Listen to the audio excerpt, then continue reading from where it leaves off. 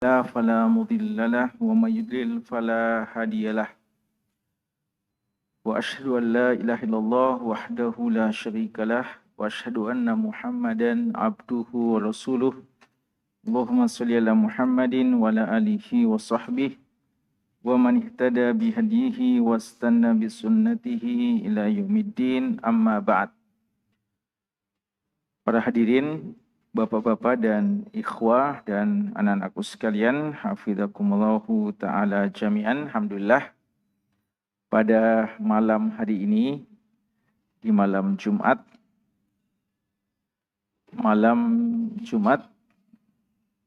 penanggalan 25 Jumada al-Akhirah 1446 Hijriah.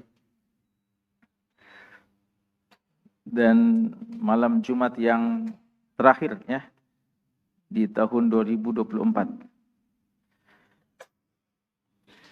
Dengan izin Allah dan taufiknya kembali kita berkesempatan hadir berkunjung ke rumah dari rumah-rumah Allah Subhanahu wa taala, tempat yang sangat dicintainya,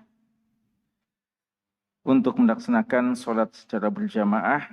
Kemudian kita memanfaatkan waktu kita sambil menanti sholat jamaah berikutnya dengan duduk bermajlis, membaca dan mengkaji hadis-hadis yang datang dari Rasul kita yang tercinta, Nabiullah Muhammad SAW.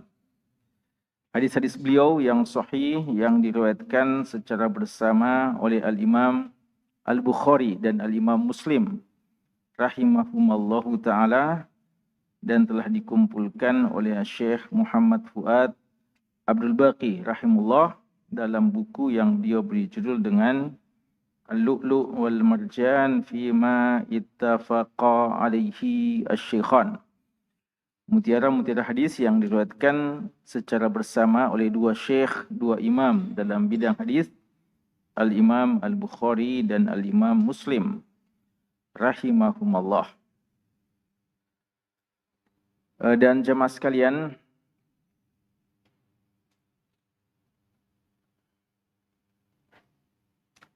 pembahasan kita dalam kitab ini masih dalam kitab tentang haji, dan kita sudah memasuki bagian-bagian akhir dari kitab tentang haji, yaitu bab tentang keutamaan kota Madinah. Dalam pertemuan kita yang paling terakhir, kita sudah memasuki dan menjelaskan hadis yang pertama dalam bab tentang keutamaan Madinah. Begitu ya? Masya Allah, sudah ada bukunya ya? Sejak kapan ini? Kemarin? Masya Allah. Sudah baca-baca? Ya, ini tambah berat tugasnya, ya, tambah berat amanahnya. Tidak ada lagi alasan tidak dimurojaah, ya.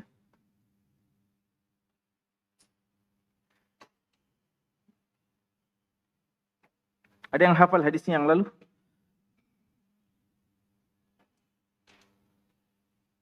Kita semua mau, siapa yang hafal hadisnya? Ada?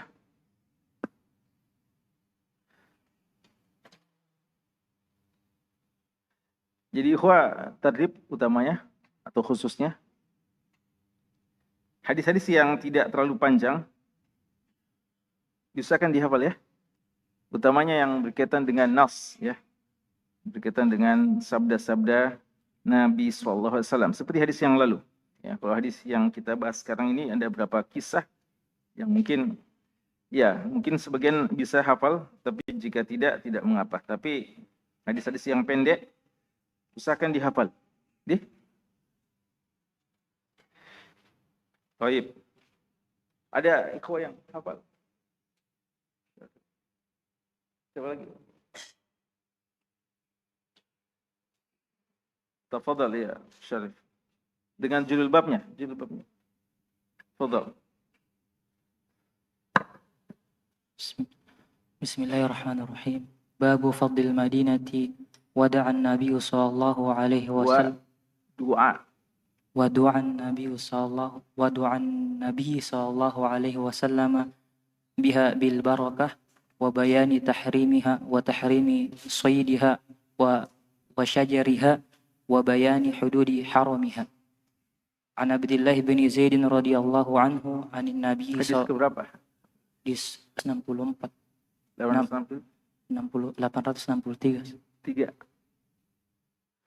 An Abdullah bin Zaid radhiyallahu anhu 'anil Nabi sallallahu alaihi wasallam inna Ibrahim harrama Makkah wa da'a laha wa harramtul Madinata kama harrama Ibrahim Makkah wa da'awtu laha fi muddiha wa sa'iha kama dala mislu ma da Ibrahim alaihi salam lil Makkah.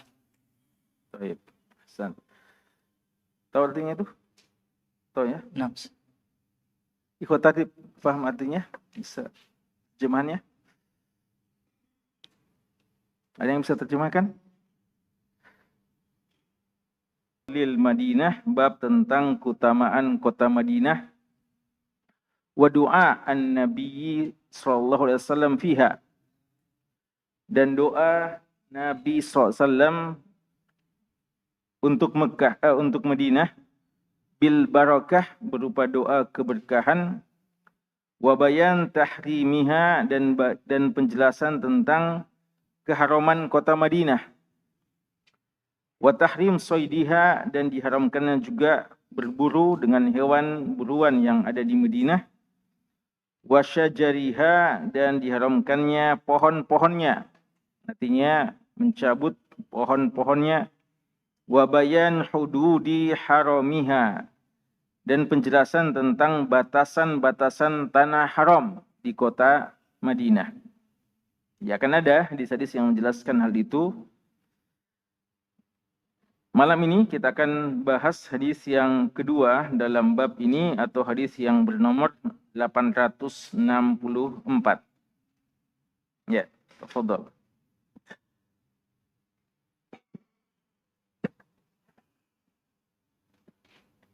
Bismillahirrahmanirrahim. Alhamdulillah wassalatu wassalamu ala Rasulillah.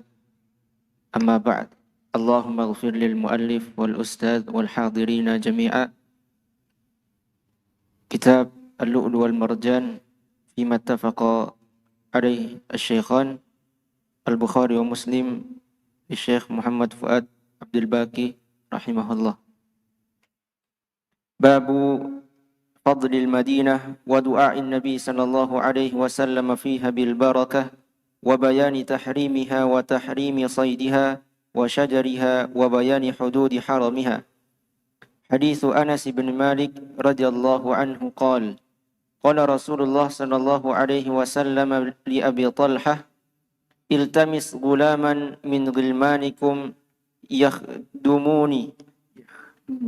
يخدمني فخرج أبو طلحة يردفني وراءه فكنت أخدم رسول الله صلى الله عليه وسلم كلما نزل فكنت أسمعه يكثر أن يقول اللهم إني أعوذ بك من الهم والحزن والعجز والكسل والبخل والجبن وضلع الدين وغلبة الرجال فلم أزل أخدمه حتى أقبلنا من خيبر وأقبل بصفية بنت حيي قد حازها فكنت أراه يحوي وراءه بعباءة أو بكساء ثم يردفها وراءه حتى إذا كنا بالصهباء صنع حيسا في نطع ثم أرسلني فدعوت رجالا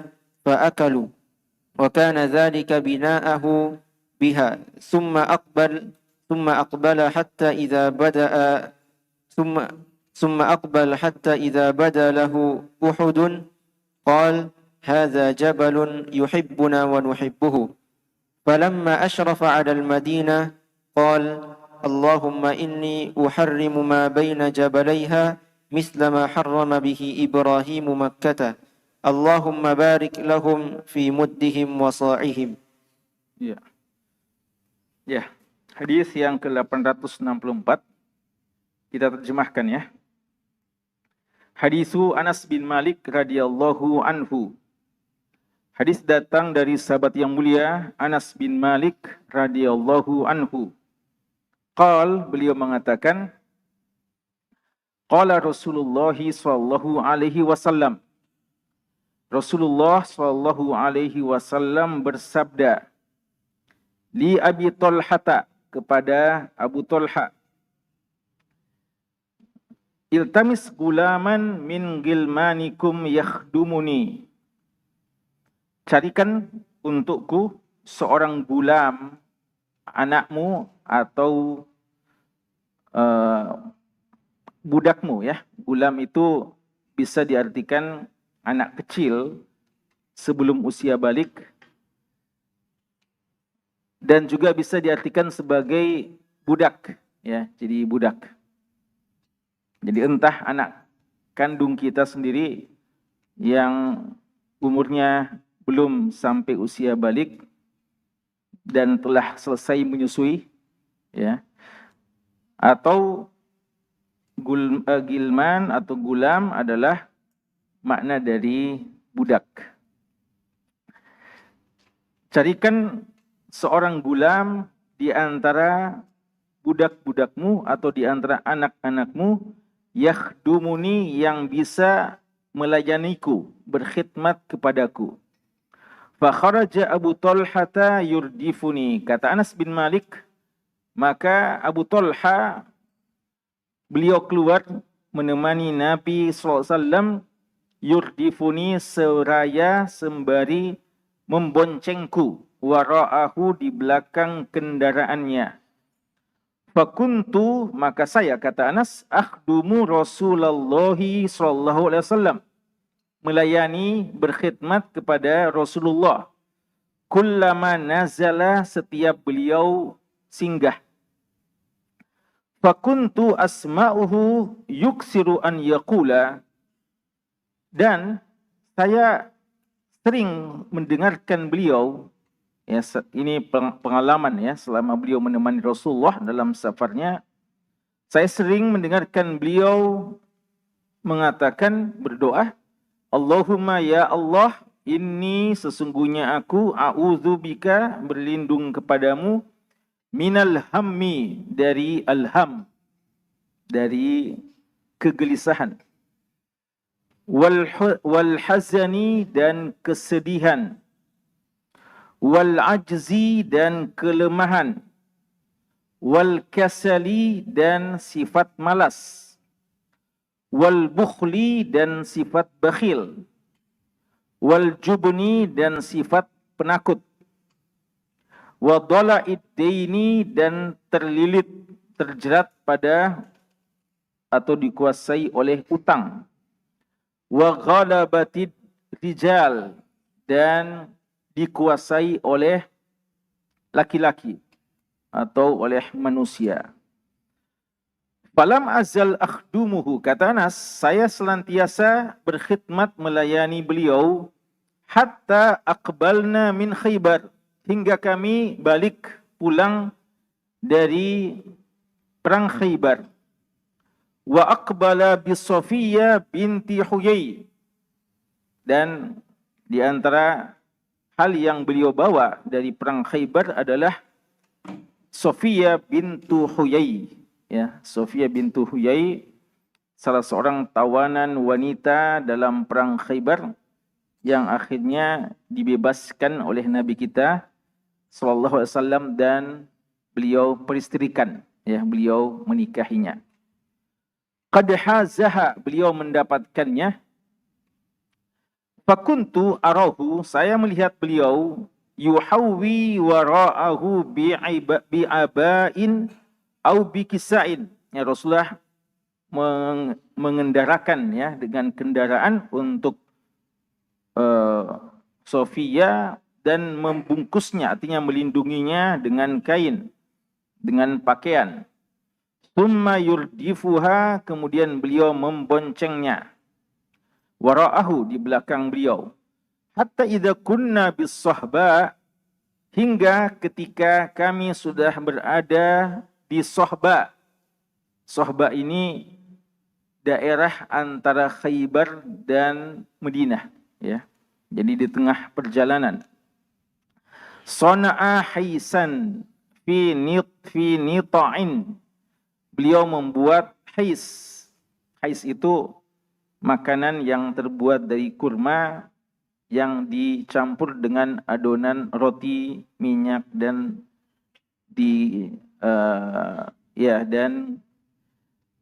menjadi salah satu makanan yang sangat disukai oleh orang Arab dan orang Indonesia juga, ya. Jadi ini salah satu makanan yang Masya Allah, ya.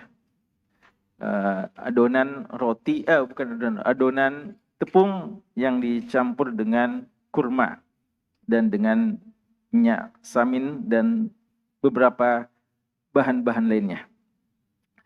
Fi nita'in, beliau letakkan di nita'. Nita' itu semacam pengalas, ya, sufrah, tapi dari kulit biasanya, ya. Jadi diletakkan di situ makanan. Thumma arsalani, kemudian beliau mengutusku, kata Anas bin Malik, kemudian Rasulullah SAW mengutusku, fada'autu rijala, maka saya mengundang beberapa orang. Fa'akalu, maka mereka makan. Ya, ini walimahan ini, ya, walimahannya. Wa kana dzalika bina'ahu biha. Inilah peresmian, ya, pernikahan Nabi sallallahu alaihi wasallam dengan Sofia. Tsumma aqbala hatta idza bada lahu Uhud. Kemudian beliau lanjutkan perjalanan hingga ketika telah tampak Uhud, bukit Uhud. Qal, beliau mengatakan, ini sudah hampir sampai nih, ya, sudah kelihatan Uhud. Beliau mengatakan, hadza jabalun, gunung ini atau bukit ini, bukit Uhud maksudnya, yuhibbuna, mencintai kami, wa nuhibbuhu, dan kami pun mencintainya. Falamma asyrafa alal Madinah, ketika sudah semakin dekat di kota Madinah, qal, beliau mengatakan, Allahumma ya Allah, inni uharrimu ma baina jabalaiha, sesungguhnya aku mengharamkan antara kedua batasan gunungnya. Ya, nanti akan ada hadis tentang batasan tanah haram di kota Madinah. Misla ma harrama bihi Ibrahimu Makkata, sebagaimana Nabi Ibrahim mengharamkan kota Makkah. Allahumma barik lahum fi muddihim, ya Allah berkahilah bagi penduduk Madinah pada takaran mudnya. Apalagi mud itu? Ya, jadi dua tapak tangan kita yang dikumpulkan, ya, itu satu mud, ya. Waso'ihim, dan soknya, sok 4, ya, 4 kali, ya, 4 kali. Ya, ini hadis kita. Ada berapa faedah, pelajaran dan hukum yang bisa kita ambil dari hadis kita ini? Hadis kita ini diceritakan oleh sahabat yang mulia Anas bin Malik radhiyallahu taala anhu tentang pengalaman beliau menemani Nabi sallallahu alaihi wasallam. Bahwa satu hari Rasulullah sallallahu alaihi wasallam berkata kepada Abu Talha, dan Abu Talha itu adalah apa hubungannya dengan Anas bin Malik? Suami dari ibu Anas bin Malik, ya, suami dari ibu Anas bin Malik. Karena bapak Anas bin Malik, Malik bin Nadhr, bukan sahabat, ya. Adapun sahabat ini Zaid bin Sahal, ya, namanya Abu Talha Zaid bin Sahal Al-Ansari, salah seorang dermawannya, ya, penduduk Madinah, salah seorang yang kaya raya dan juga seorang yang sangat terpandang, terhormat dengan sifat dan akhlaknya, sehingga ketika tahu bahwa Ummu Sulaim sudah menjanda sendirian, maka Abu Talha menawarkan dirinya atau ingin melamar Ummu Sulaim, ibu dari Anas bin Malik, yang memang juga sangat terkenal dengan ilmunya, akhlaknya, kesolehannya, dan seterusnya. Dan sang ibu Anas, yaitu Ummu Sulaim, mengatakan kepada Abu Talha, tidak ada yang menghalangiku untuk menerima lamaranmu kecuali karena engkau masih musyrik. Tapi kalau kamu mau masuk Islam, saya akan menerima dan saya tidak meminta apa-apa, tidak ada mahar. Maharmu cukup keislamanmu. Dan singkat cerita, Abu Talha, ya walaupun sangat kaya, beliau meminang dan menikahi Ummu Sulaim dengan mahar keislaman beliau. Dan ini di antara pernikahan yang paling berberkah yang ada dalam sejarah. Abu Talha, satu hari, ya dan kita tahu Abu Talha juga seorang pejuang yang dikenal dalam sejarah, senantiasa menyertai Nabi kita SAW dalam jihad, bahkan sampai beliau berjihad di akhir umur beliau yang sudah senja di masa Utsman bin Affan radhiyallahu anhu. Satu hari Rasulullah meminta kepada Abu Talha untuk carikan seorang yang bisa melayani selama beliau safar. Iltamis gulaman min gilmanikum yakhdumuni. Dan hadis ini menjelaskan bahwa bolehnya ya mengangkat seorang pelayan, seorang pembantu, seorang pendamping yang bisa membantu urusan-urusan kita. Apatah lagi seorang seperti Nabi kita sallallahu alaihi wasallam, seorang pemimpin besar yang membutuhkan, yang memiliki berbagai macam amanah dan pekerjaan yang besar untuk umat.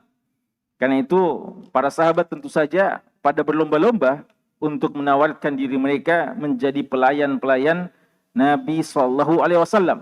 Karena itu khuddam beliau bukan satu, bukan dua. Ya, ada berapa khuddam beliau, ada beberapa pelayan-pelayan beliau. Di antaranya Abdullah bin Mas'ud radhiyallahu anhu, Zaid bin Haritha juga, dan yang sangat terkenal adalah Anas bin Malik radhiyallahu taala anhu. Namun di sini ada yang dipertanyakan oleh para ulama kita.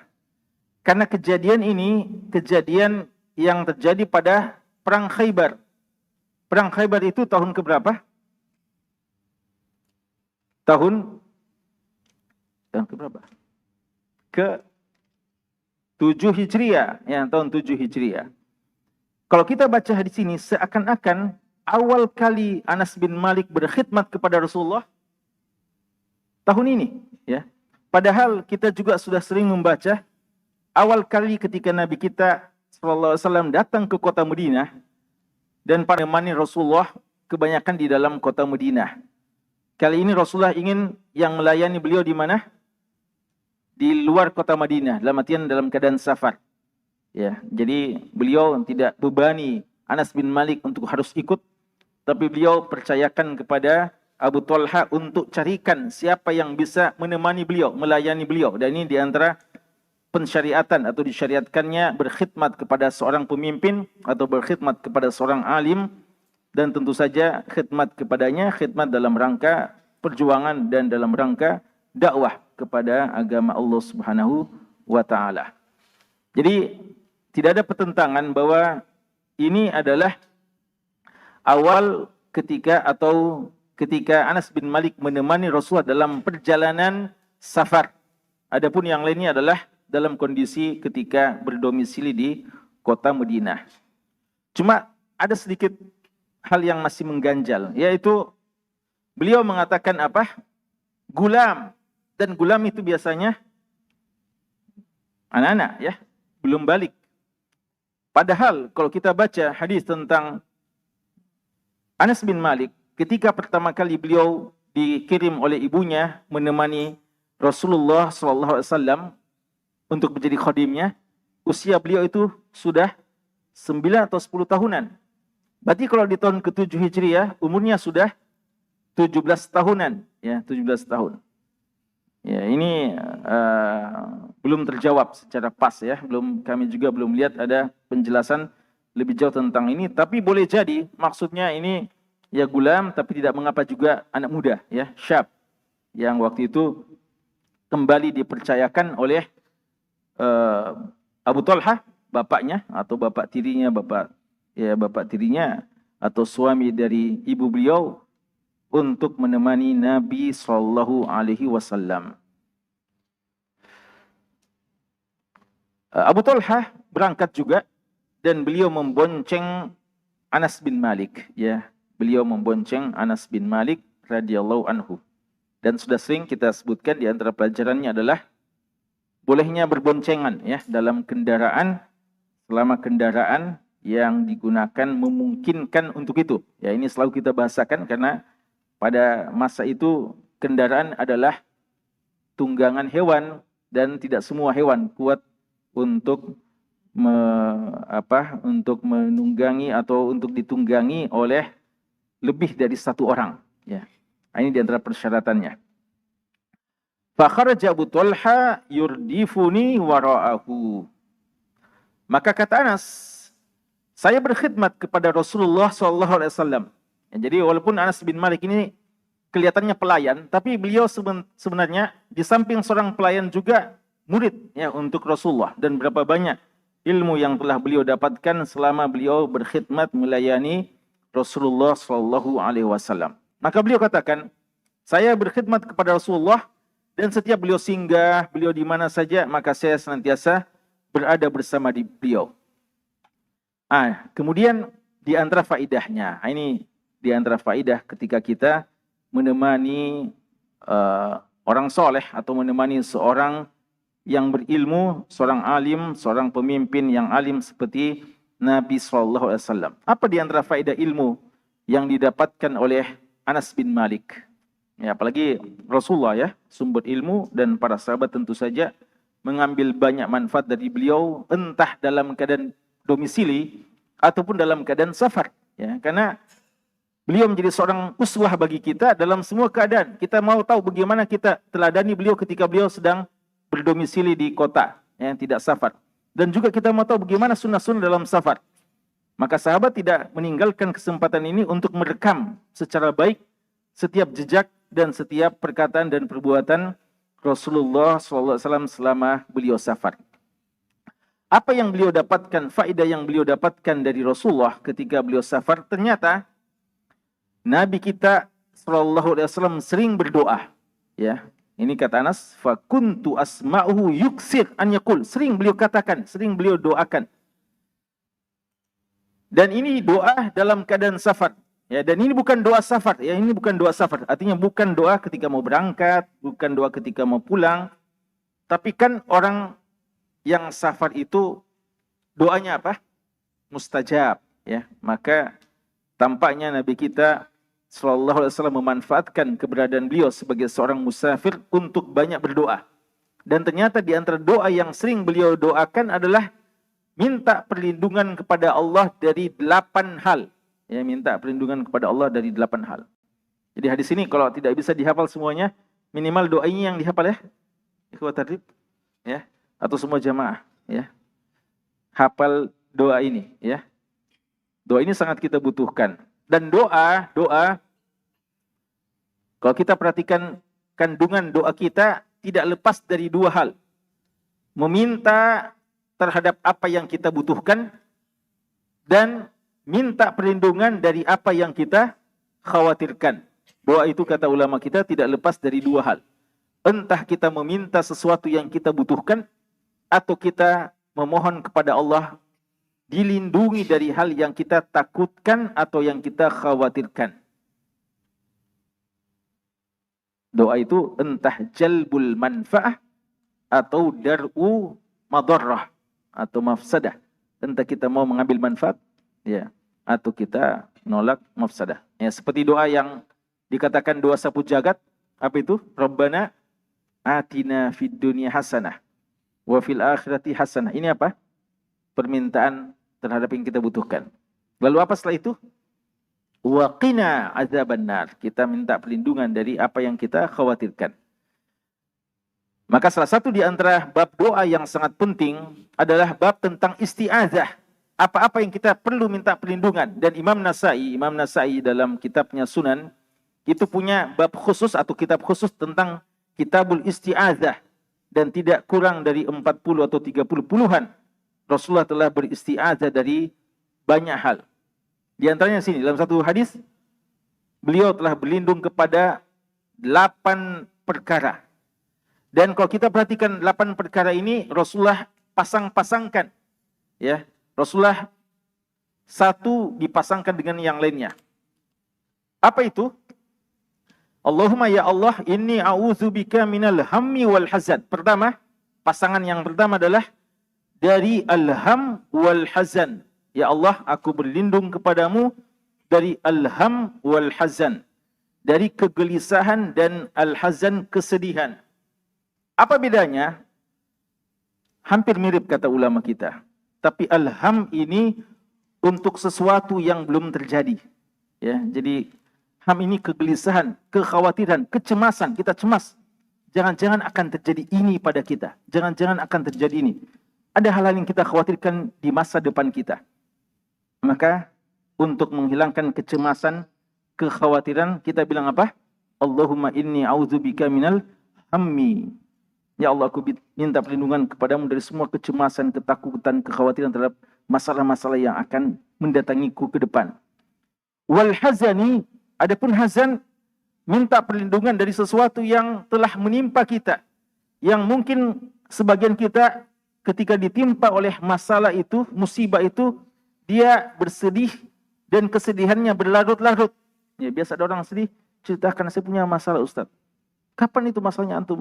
Ini sudah belasan tahun Ustaz. Ya, subhanallah, belasan tahun belum juga bisa hilang kesedihannya. Maka orang yang semacam itu perlu banyak doa semacam ini. Ya, seorang ya sedih itu suatu hal yang wajar. Tapi yang tidak wajar kalau terlalu berlarut-larut. Kalau kita berdoa dengan doa ini, insya Allah hal itu bisa kita hilangkan. Dan antum ingat ya, di antara kabar gembira yang disampaikan oleh malaikat nanti bagi hamba-hamba yang istiqamah menjelang kematiannya apa? Allah takhafu wala tahzanu, ya. Jangan kamu khawatir dengan apa yang ada di depan, itu ham, khauf, wala tahzanu, dan apa yang sedih yang telah lampau terjadi. Kemudian yang kedua, pasangan keduanya adalah wal ajzi wal kasali. Ya Allah, aku berlindung kepadamu dari sifat lemah. Al-ajiz itu ajiz, tidak berdaya, tidak berdaya. Entah karena dia tidak berdaya karena memang persoalan fisiknya sudah tua, atau kadang ada anak muda, masih muda, fisiknya masih sehat, segar bugar, tapi tidak berdaya. Ya. Tidak yang bisa dikerja. Ya. Ini perlu berlindung kepada Allah dari sifat al-ajiz. Wal kasali, dan kemalasan. Ini dipasangkan. Kenapa? Apa bedanya antara al-ajiz wal kasal? Al-ajiz kadang memang karena kita lemah. Kadang cita-cita besar, tapi tenaga kurang. Ya. Kemampuan terbatas. Dan kasal sebenarnya mampu, cuma malas. Ya, ada orang kuat tapi malas. Ya. Dan ini sifat kasal adalah sifat yang sangat dibenci dan sifatnya orang-orang munafik. Wa idza qamu ila sholati qamu kusala. Dan yang paling parah ketika kemalasan kita pada kemalasan dalam beribadah, dan puncaknya kemalasan dalam apa? Salat, ibadah yang paling penting. Ya, jangan sampai timbul sifat kasal pada diri kita. Jadi ada orang sebenarnya berpotensi bisa menghasilkan karya-karya yang luar biasa, banyak potensinya, tapi tidak produktif. Kenapa? Malas, ya, wal kasal. Ini kita minta perlindungan kepada Allah dari dua sifat ini. Sifat ketidakberdayaan, ini kita perlu ya legitkan potensi kita perlu minta kepada Allah untuk berikan kekuatan agar kita mampu. Dan jangan kita sudah mampu sebenarnya, tapi kita memiliki sifat kemalasan, wal kasali. Kemudian sifat berikutnya yang dipasangkan wal bukhli wal jubni. Al-bukhl adalah sifat bakhil, ya, bakhil, tidak suka berbagi dan begitu cinta akan harta yang Allah titipkan untuknya. Entah untuk dia manfaatkan memberikan nafkah kepada diri dan keluarganya, atau juga Allah titipkan bagi orang-orang yang berhak terhadap harta tersebut. Ya, karena sebagian harta kita adalah pada hakikatnya dia adalah milik dari orang-orang yang membutuhkannya, namun Allah titipkan lewat kita. Karena itu di antara sifat yang tercela sifat al-bukhl, ya, sifat kebakhilan. Wal jubn, dan sifat penakut, sifat penakut. Kata ulama kita, bakhil ini sifat penakut juga, tapi terkait dengan apa? Harta. Takut mengeluarkan hartanya. Adapun sifat jubn, ketakutan dalam persoalan fisiknya, penakut. Datang panggilan perang, datang panggilan jihad, datang panggilan untuk berjuang, maka kalau orang memiliki dua sifat ini, tidak selesai masalah. Hartanya takut dia keluarkan, fisiknya juga tidak bisa diandalkan. Ya, karena dia takut-takut untuk berpikir dia akan mati kalau pergi berjihad, mati kalau dia atau dia mungkin akan capek, ya. Takut dengan resiko dalam perjuangan. Karena itu kita minta perlindungan kepada Allah dari dua sifat ini. Sifat takut dalam persoalan harta dan takut dalam persoalan fisik, ya. Dan seorang mukmin dituntut untuk memiliki keberanian, ya, keberanian yang positif tentunya. Kemudian yang terakhir dari doa ini adalah dipasangkan antara wa dhala'id daini wa ghalabatir rijal. Yaitu dhala'id dain. Dhala'id dain itu dililit, ya, terjerat dengan utang. Dalam sebagian riwayat juga ghalabatid dain, dikuasai oleh utang. Dan dipasangkan dengan ghalabatir rijal. Ya, kata ulama kita, ghalabatid dain adalah dikuasai oleh utang, di mana seseorang yang tidak bisa lepas dari utang. Dia senantiasa membutuhkan utang, ya. Ada seseorang yang memang pola hidupnya memang sudah terpola, ya, sudah memang mindsetnya bahwasanya dia harus berutang. Maka ketika selesai utang, apa lagi yang bisa diutangi, ya? Dan kepada siapa lagi kita berutang, ya? Ini seorang yang sangat hina sebenarnya ketika selalu merasa perlu berutang. Para Rasulullah minta perlindungan dari berutang, ya. Maka jangan kita berutang kecuali memang kita butuhkan. Ya, berutang ada hukumnya dan boleh. Ya, buktinya Allah telah membuat atau Allah telah menurunkan satu ayat panjang, paling panjang dalam Al-Quran, satu halaman penuh, mengatur tentang etika hukum utang piutang. Berarti hutang itu boleh dan Rasulullah juga pernah melakukannya. Tapi ada syarat-syaratnya dan ada, ya, hal-hal yang perlu diperhatikan. Dan selama seorang memungkinkan untuk tidak melakukannya, maka seharusnya dia berusaha untuk tidak berutang. Namun ketika ada, maka ingat menunaikannya, ingat adab-adabnya, dan yang diminta perlindungan oleh Rasulullah adalah dhala'id dain, terjerat oleh utang. Ya, apalagi kalau terjerat oleh utang, sudah dijerat, sudah terlilit, tidak bisa lagi lepas. Nah, ini orang yang paling sempit hidupnya. Mau ke sana, takut nanti ketemu sama si fulan yang Arab itu.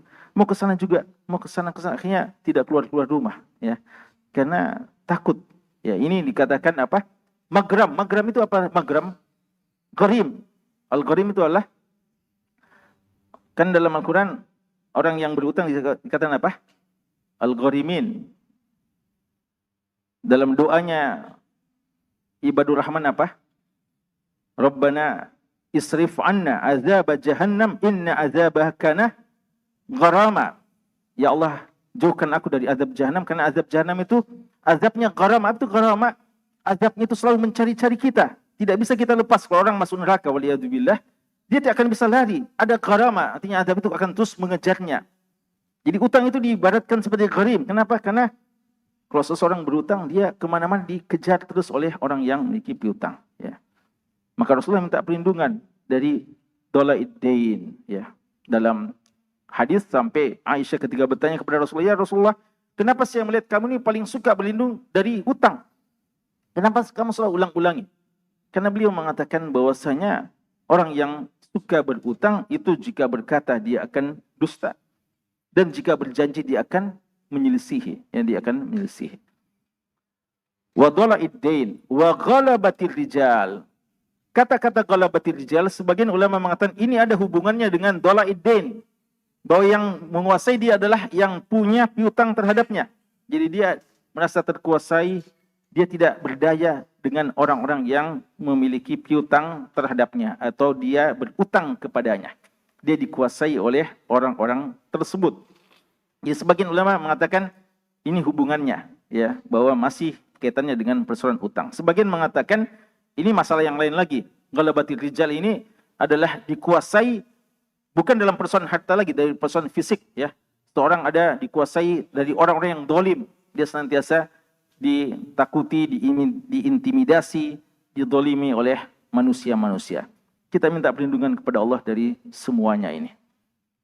Kemudian Anas bin Malik mengatakan, "Falam azal akhdumuhu hatta aqbalna min Khaybar." Dan saya terus berkhidmat kepadanya sampai pada saat ketika balik dari perang Khaybar. Dan waktu itu di antara kado yang terindah, kado yang terbaik bagi Rasulullah di perang Khaybar adalah Sofia bintu Huyai bin Akhtab, ya. Seorang wanita Yahudi yang ditawan dalam perang Khaybar dan akhirnya dimerdekakan dan masuk Islam. Lalu setelah selesai masa iddahnya dinikahi oleh Rasulullah Shallallahu Alaihi Wasallam. Ya, dinikahi oleh Rasulullah SAW dan jadilah beliau sebagai seorang wanita yang menjadi ibu kita semuanya, ibu orang-orang beriman, ya, ibu orang-orang beriman, Ummul Mukminin. Dan disebutkan di sini bagaimana Rasulullah ketika sudah menikahinya, beliau melindungi, ya, menghijabi Sofia dan memboncengnya di atas kendaraan. Lalu beliau mengadakan ketika berada di Sohba, ya, ketika berada di Sohba sudah antara Makkah, Madinah dan Khaybar, beliau mengadakan walimah kecil-kecilan, ya, walimah yang sederhana, dijamu dengan hais, ya, dijamu dengan adonan roti dan kurma. Jadi walimah, walaupun Rasulullah pernah bilang sama Abdurrahman bin Auf, apa? Aulim walau bisyah, buatkan walimah kalau kamu nikah walaupun seekor domba, seekor kambing. Tapi itu bukan standar minimal, ya, bukan standar minimal. Karena Rasulullah juga pernah walimah dengan Zainab bintu Jahsh, cuma manis-manisan saja yang dikasihkan, ya. Atau seperti ini, ya, sederhana walimahnya, yaitu adonan roti hais, ya, yang biasa kalau kita di Mekah Madinah biasa ini makanan buka puasa, ya, makanan buka puasa selain kurma. Jadi makanan yang mungkin biasa dimakan setiap hari layak juga dijadikan sebagai perjamuan walimah. Jadi intinya walimah, ya, walaupun sederhana. Kemudian beliau bahkan tugaskan kepada Anas bin Malik untuk panggil orang-orang yang bisa dipanggil. Maka datanglah mereka fa'akalu, dan mereka makan dengan alhamdulillah dengan penuh semangat. Ini undangan Rasulullah, undangan istimewa. Walaupun ketika lihat, oh ternyata hais, ya, tidak ada bilang, jauh-jauh kita datang ternyata cuma hais, ya. Tidak ada yang bilang gitu. Semuanya merasa gembira ikut mendoakan Nabi sallallahu alaihi wasallam.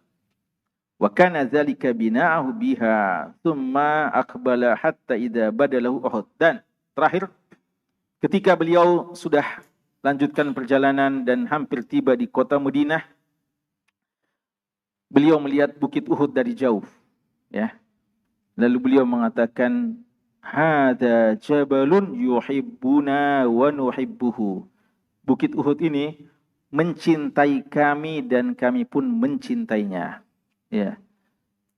Kata Imam Nawawi bahwa yang dimaksudkan cinta di sini cinta yang hakiki. Bukan kiasan, tapi cinta hakiki. Memang bukit Uhud mencintainya. Inilah sebenarnya apa? Orang-orang yang dicintai oleh alam. Bukan yang mengaku pencinta alam. Ya, karena kan banyak orang pencinta alam. Tapi apakah alam mencintainya? Wallahu alam. Ya, iya, dia naik di atas gunung tapi tidak pernah sholat. Ya, atau tidak, mungkin banyak melakukan hal yang tidak dicintai oleh Allah Subhanahu wa taala, tidak berzikir, ya, tidak melakukan apa-apa yang Allah Subhanahu wa taala perintahkan. Mungkin alam ini justru marah-marah, ya. Seandainya kita tahu kata-kata mereka, ya mungkin alam itu justru jengkel dengan orang-orang yang menginjak-injaknya, padahal tidak beribadah kepada Allah Subhanahu wa taala. Tapi orang-orang yang soleh, orang-orang yang beriman seperti ini, sebelum kita mencintainya, alam yang mencintai kita. Makanya yang penting itu bukan ngaku cinta alam, yang penting adalah alam cinta kita. Laisa sya'nu an tuhibba, innama sya'nu an tuhabba. Bukan penting kamu mengatakan cinta, yang paling penting kamu dicintai. Begitu banyak orang mengaku cinta kepada Allah, tapi Allah tidak cinta kepada dia. Yang paling penting, Allah mencintai kita. Ya. Maka demikian pula hal ini. Kenapa sampai ulama kita mengatakan ini cinta yang sesungguhnya? Karena memang Rasulullah secara khusus, itu memang banyak benda-benda mati, ya, itu berbicara dengan beliau. Ketika beliau meninggalkan mimbar kayunya, tidak lagi pakai untuk khutbah, lalu pakai mimbar baru. Ketika sudah dibuatkan mimbar baru, Rasulullah sedang berkhutbah, terdengar suara tangisan. Para sahabat lihat, yang mana ini menangis ini? Ada sahabat yang menangis, tidak ada sahabat yang menangis. Lalu Rasulullah sementara khutbah terpaksa turun dari mimbar barunya, pergi mendekati mimbar yang masih ada, mimbar kayu. Beliau kayak bujuk-bujuk gitu, ya, akhirnya berhenti menangis, ya. Itu menangis betulan, ya, didengarkan suara tangisannya oleh sahabat, ya. Sebenarnya biasa menangis, cuma sahabat tidak tahu, tapi kali itu diperdengarkan. Dan Rasulullah kadang makan makanan dan terdengar suara tasbih-tasbih dari makanan tersebut. Dan Rasulullah kadang lewat berjalan, lalu ada batu yang mengucapkan salam kepada beliau, ya. Dan itulah yang dikatakan bahwa orang-orang yang dan mendoakan mereka-mereka yang menyebarkan ilmu dan belajar ilmu, ya. Jadi dicintai oleh Bukit Uhud, dan kita pun mencintainya. Al-jaza'u min jinsil amal, ya, al-jaza'u min jinsil amal, balasan sesuai dengan amalan kita. Jadi yang paling penting adalah bagaimana kita cinta kepada pemilik alam, maka Allah akan menjadikan semuanya cinta kepada kita. Pada hakikatnya mereka semua bertasbih, tapi kata Allah, ya, wala tafqahuna tasbihahum. Kalian tidak faham tentang tasbih mereka, pada hakikatnya semua bertasbih. Falam asyraf alal Madinah, dan ketika sudah hampir tiba di Madinah, maka beliau berdoa, ya Allah, sesungguhnya aku mengharamkan, antara ini nanti akan ada mana batasan-batasan tanah haram di kota Madinah, dan beliau berdoa untuk Madinah juga diharamkan sebagaimana Makkah diharamkan oleh Nabi Ibrahim alaihissalam. Dan keistimewaannya seperti yang kita sebutkan, keistimewaan khusus dari kota Madinah adalah takaran-takaran timbangannya yang didoakan oleh Nabi kita sallallahu alaihi wasallam, mutnya dan soknya mendapatkan keberkahan khusus, istijabah dari doa Nabi kita sallallahu alaihi wasallam. Ya, dalam pelajaran kita selanjutnya. Allahu taala alam, sallallahu ala nabiyina Muhammad wa alihi wa sahbihi wasallam, walhamdulillahi rabbil alamin.